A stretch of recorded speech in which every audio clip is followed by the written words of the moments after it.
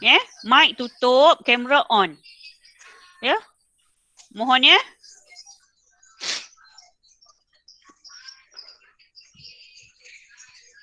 Boleh kelas?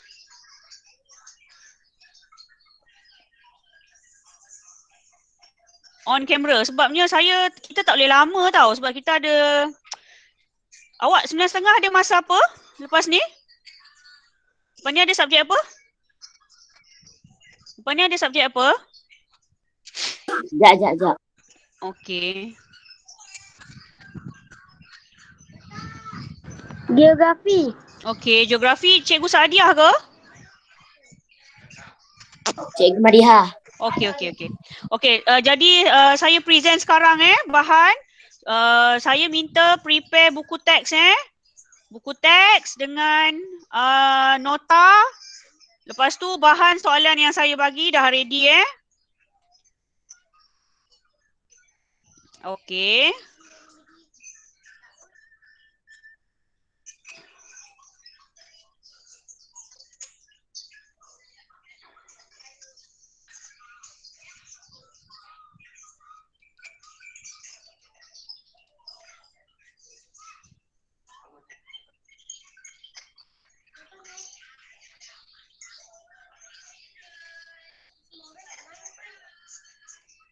Okey, nampak tak?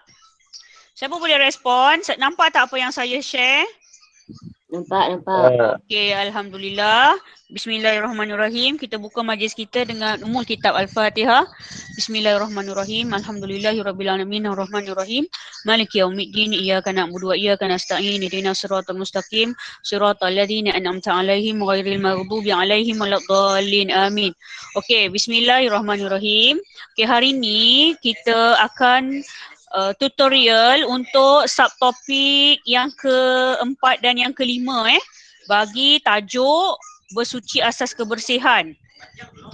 Kamu tengok ya dekat sini. Dekat buku teks ni, kalau kamu biasa baca buku teks, dekat bawah ni dia dah bagi tau ni. 4.2.4, 4.2.5. Bermaksud yang keempat dan yang kelima kita sedang berada di subtopik yang keempat. Yang keempat, yang kelima. Yang mana subtopik yang keempat? Okay, subtopik yang keempat yang ni. Perbezaan antara suci dengan bersih. Okey, tengok buku teks tak? Masing-masing baca tak buku teks? Dan subtopik yang kelima, kepentingan bersuci terhadap diri dan persekitaran. Okey, itu adalah subtopik yang keempat dan kelima. Yang juga merupakan aktiviti subtopik yang terakhir untuk tajuk ini. Okey, jadi tanpa membuang masa, saya terus saja kepada nota Saya andaikan, saya assume awak dah ambil nota ni dan bersedia untuk follow saya dengan masa yang singkat ni. Okey ya. Perbezaan di antara suci dengan bersih. Suci kotoran bukan najis, hanya boleh dibersihkan menggunakan tisu atau sapu tangan. So maksudnya, contohnya tudung kamu atau baju kamu terkena apa? Terkena sambal ikan bilis tengah makan nasi lemak kan? Tengah makan nasi lemak, baju kamu terkena sambal ikan bilis. Sambal ikan bilis tu suci. Tapi dia kotor. Kotoran yang bukan najis. Boleh dibasuh dengan tisu atau sapu tangan. Okey? So kotoran yang sebegini tidak bersih tetapi suci. Jadi kotoran ini boleh digunakan untuk solat. So baju atau tudung yang terkena sambal ikan bilis tadi boleh dibawa solat. Okey? Itu suci. Okey, bersih pula. Bersih ni macam mana? Pakaian yang terkena najis, ya, najis bila najis automatically dia tak suci. Ya? Bila najis. Bila pakaian ini dibasuh dengan sabun tetapi tidak menggunakan air mutlak. Apa maksud tidak menggunakan air mutlak? Dia ambil air tadahan. Kan? Dia ambil air tadahan, dia sapu dekat baju dia yang terkena tahi cicak. So, pakaian ini bersih. Tapi tak suci. Ya? Bersih tapi tak suci. Jadi, pakaian sebegini tidak boleh dibawa solat. So, saya harap kamu faham apa beza suci dengan bersih. Okey, seterusnya boleh tengok dekat buku teks tu kamu lengkapkan pada subtopik yang kelima ni, kepentingan bersuci terhadap diri dan persekitaran, kamu boleh semak buku teks dan lengkapkan jawapannya. Okey, sentiasa. Okay, apakah kepentingan bersuci terhadap diri dan persekitaran? Sentiasa bersedia. Oh, tulisan Ustazah. Cantik dan berseni. Okey, kemudian yang kedua, memelihara kesihatan dan menghindari penyakit. Follow Ustazah ya, boleh jawab terus. Mewujudkan persekitaran yang ceria dan kondusif. Kemudian menjadikan suasana tempat ibadah selesa, meninggalkan maruah diri dan menjadi lambang ketamadunan umat. Kemudian mendapat keredaan atau mendapat rahmat dan kasih sayang Allah. Okey, so kita dah habis untuk subtopik yang kelima. Jadi latihan bersuci, okey, soalan yang Ustazah bagi kat sini sikit sangat. Tapi Ustazah nak ingatkan ya, reminder, ya, tolong ingat pengertian bersuci. Ya, tolong ingat pengertian. Masya Allah, sekejap ya.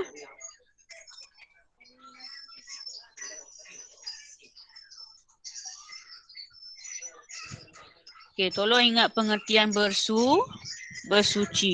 Ya, walaupun Ustazah tak tanya dalam latihan, kamu kena ingat Siapa boleh respon kat Ustazah? Apa dia pengertian bersuci? Ustazah minta Aiman Lutfi.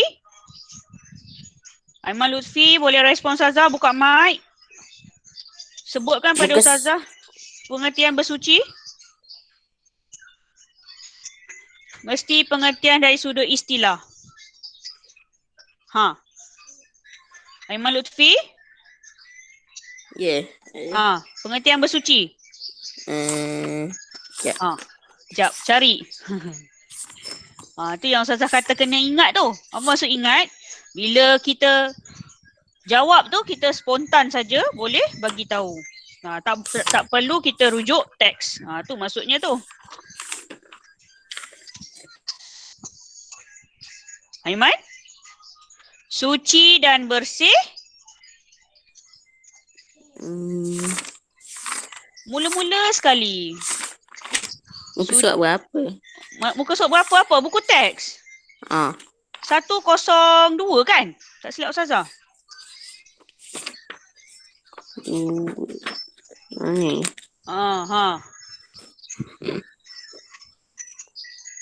Ada, jumpa? Suci. Siapa boleh tolong? Azrik? Nur Azrik Zafran?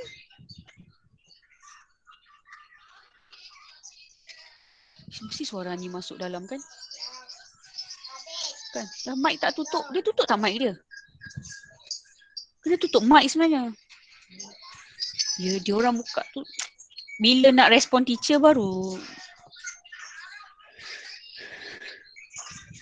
Okey, maksud bersuci ialah suci dan bersih dari hadas dan najis. Yang tu kena ingat Suci dan bersih dari hadas dan najis. So ni Ustazah dah ingatkan semula Tolong ingatkan pengertian bersuci. Okey, senaraikan sumber-sumber air mutlak. Okey, jawab seorang. Habis dah masa kita ni, 6 minit lagi. Jawab seorang. Buka mic, buka mic. Ya? Air mata air. Air mata air. Terus tulis dekat ruangan tu. Lagi? Kemudian? Seterusnya air? Air hujan. Ya, thank you sebab respon. Jenis yang ketiga? Air salji. Air salji. Lagi? Air embun. Air embun ada? Air perigi. Air sungai. Lagi? Satu lagi air apa? Air Aku Ustazah dengar, ada yang Ustazah dengar ada lagu. Air? Air sungai dah, air sungai. Air laut. Air laut tertinggal. Air laut. Air sungai ingat, laut kita lupa. Okey, jadi ini dah selesai. Okey, kemudian air, jenis-jenis air mengikut definisi kamu labelkan. Isi tempat kosong dengan pilihan jawapan yang sesuai tentang jenis air. Okey, nombor 1 ni. Nombor 1 ni jawapannya apa? Siapa boleh jawab? Air mutlak. Ya, air mutlak sayang, bukan mutlak. Kita sebut elok-elok air mutlak. Mutlakun. Bahasa Arab dia mutlak. Memang absolutely suci. Macam tu Dia suci lagi menyucikan. Contoh air suci yang tak menyucikan apa? Ustazah ada sebut dalam video semalam. Air suci yang tak menyucikan apa? Contoh air apa? Sebutlah satu jenis air, sejenis air manis yang awak suka. Air apa? Air kelas. Air sirap kan? Air sirap betul tak? Suci tapi tak menyucikan. Boleh? Boleh beza tak? Air mutlak dia memang confirm suci dan menyucikan. Okey. Jenis air yang kedua, air yang suci tetapi tidak boleh digunakan untuk bersuci. Air apa? Air? Air? Air mustakmal. Air mustakmal ni nak kenal kamu ingat perkataan amal. Mustakmal amal. Apa maksud amal? Amal maksudnya kita dah pakai air tu. Amal kan? Kita amal, kita beramal dengan air tu. Bila kita guna air tu, dia jadi air mustakmal lah. Ya? Air tadahan, air kita basuh tangan, kita celup tangan dalam baldi. Tu air mustakmal Sebab kita dah guna air tu. Okey, seterusnya yang ketiga, air yang terdedah kepada cahaya matahari dalam bekas logam, kecuali emas dan perak, ialah air musyammas. Pandai. Air musyammas. Boleh? Lengkapkan terus Kemudian air yang dimasuki atau terkena najis, air mutanajis. Okey. Kita dah selesai latihan. Okey. Kita habiskan sekejap dekat muka surat 106. Buka buku teks kamu, muka surat 106. Ustazah nak kamu jawab spontan saja di sini. Dengan Ustazah saja. Tolong buka mic. Please buka mic. Kita nak habis lagi 4 minit. 4 minit je lagi. Lepas tu kita habis. Okey. Buka mic please. Buka mic lagi tak buka mic. Tak buka mic juga ni. Okey, Azhari. Baca Azhari. Soalan yang ni. Air apakah yang boleh diminum tetapi tidak boleh digunakan untuk bersuci? Ya, air apa? Air apakah yang boleh diminum tetapi tidak boleh digunakan untuk bersuci? Air mustakmal. Air mustakmal. Contoh air mustakmal? Air sirap. Air sirap juga. Yelah. Air sirap tu kategori air muqayyad sebenarnya. Air yang dah bercampur. Dia macam air kopi lah. Berubah warna tu air muqayyad. So air mustakmal ni contohnya air yang kita guna untuk basuh sayur, betul tak? Kita basuh sayur, guna air tu, lepas tu kita bilas dengan bila masa nak basuh pinggan. Tu contohlah air mustakmal Tapi tak apalah. Boleh lah tu contoh kamu tu. Sebab kita bagi contoh air minum kan. Soalannya dia nak air minum. Okey, orang lain pula. Aiman Lutfi, baca soalan seterusnya. Aiman Lutfi. Yang ni. Soalan yang kotak purple tu. Kita ikut arah jam Sebaldi air. Sebaldi air Dimasuki tahi tahi cicak cicak tetapi Mhm. tidak Mengubah warna. mengubah warna, bau dan rasa air. Ya. Seterusnya soalan dia. Adakah Ya, adakah harus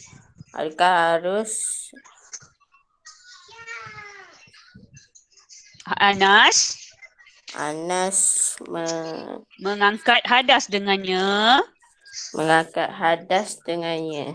Adakah harus Anas mengangkat hadas dengan air baldi yang dimasuki tai cicak? Tidak. Tidak tidak boleh ya. Hadasnya tidak akan terangkat atau tidak menyucikan. Boleh? Okey, najis memang hilang tapi masa nak basuh, maaf Ustazah sebut, kalau Ustazah sebut ayat kurang sopan.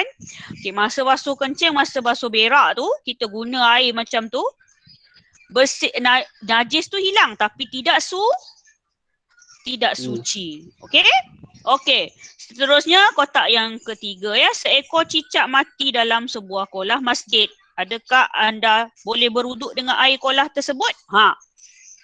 Boleh ke tak boleh? Tak boleh. Tak boleh? Boleh. Boleh ke tak boleh? Tidak tahu. Tak tahu. Tak boleh kan? Sebenarnya tak boleh. Kalau ikutkan yang kita belajar semalam, air kolah yang lebih dari 2 kolah di sini. Ya. Yang ni nampak yang Ustazah present ni tak? Air. Ya. Ni tak nampak ni? Ni nampak ni tak? Air mutanajis ni notas malam. Nampak. Okey, air mutanajis tidak mengalir, berubah warna, bau dan rasa. Ni berubah warna dan rasa tau. Apabila dimasuki najis melebihi 2 kolah. Okey, kalau kolah masjid, berubah tak warna dengan bau dengan rasa? Kolah masjid dia confirm lebih dari 2 kolah. Okey, kolah masjid dimasuki tai cicak tapi tidak berubah warna, bau dan rasa. Dia masih lagi air mutlak kelas. Okey? Sebab bila dimasuki tai cicak warna air, bau tidak berubah warna, bau dan rasa air tidak berubah. Jadi air dalam kolah masjid tu melebihi kadar 2 kolah atau yang kita belajar semalam berapa liter? Berapa liter? 270 liter 270 liter air masjid yang di dalam kolah masjid bila dimasuki tahi cicak, contohlah tahi cicak tidak berubah warna, bau dan rasa, bermakna air itu masih boleh digunakan untuk bersuci. Masih boleh digunakan untuk bersuci bermaksud kita boleh guna untuk ambil wuduk dan mandi wajib. Faham kelas? Faham. Okey, terima kasih sebab respon. Okey, seterusnya soalan.